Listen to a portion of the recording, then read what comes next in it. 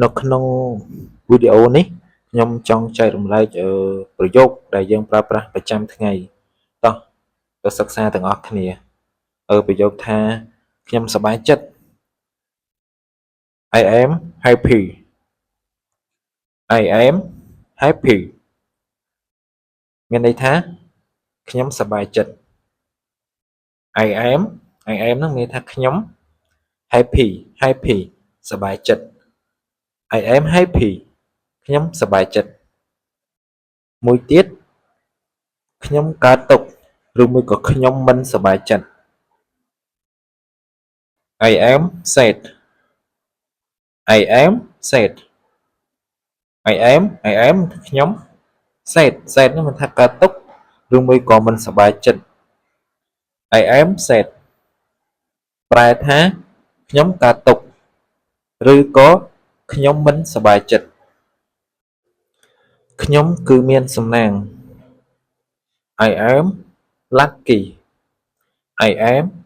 lucky I am ខ្ញុំ lucky ដែលមានសំណាងឬមួយក៏មានសំណាង I am lucky ប្រែថាខ្ញុំគឺមានសំណាង I am lucky ខ្ញុំគឺមានសំណាងចំណែកឯប្រយោគដែលថាខ្ញុំគឺមិនមានសំណាងវាផ្ទុយពីប្រយោគមុនខ្ញុំគឺមានសំណាងហើយប្រយោគមុននេះគឺខ្ញុំមិនមានសំណាងអញ្ចឹងអង់គ្លេសគេថាម៉េចI am unlucky I am unlucky ផ្ទុយពីពាក្យ lucky គឺថាមានសំណាងចំណែកឯ unlucky គឺមិនមានសំណាងអញ្ចឹង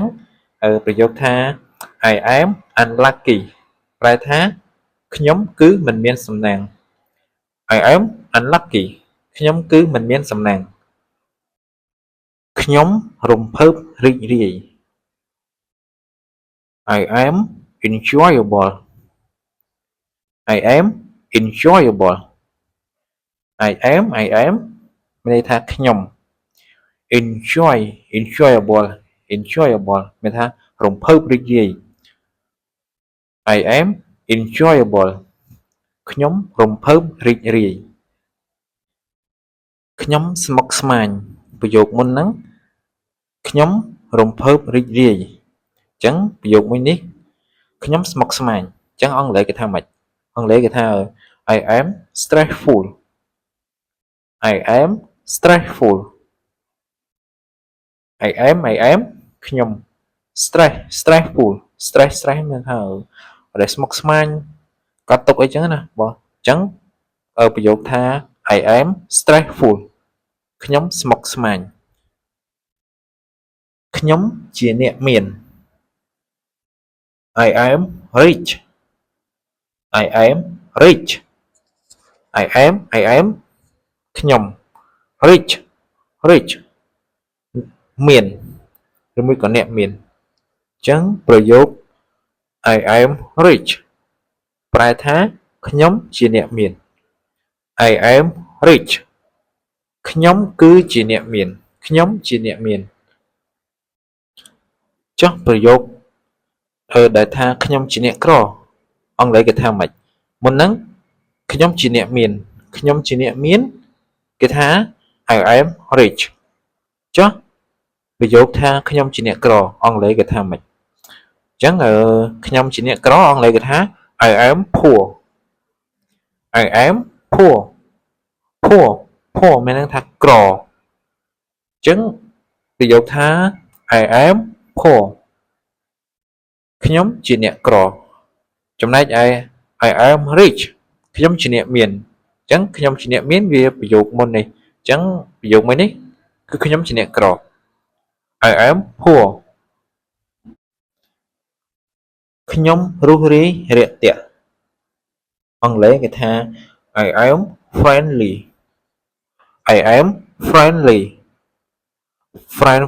បើ friend ទៅទេមានន័យថាមិត្តភក្តិឬមួយក៏ពូម៉ាអីចឹងតែបើពេលពាក្យថា friendly ហ្នឹងមានន័យថារុះរាយរាក់ទាក់ ចឹងប្រយោគ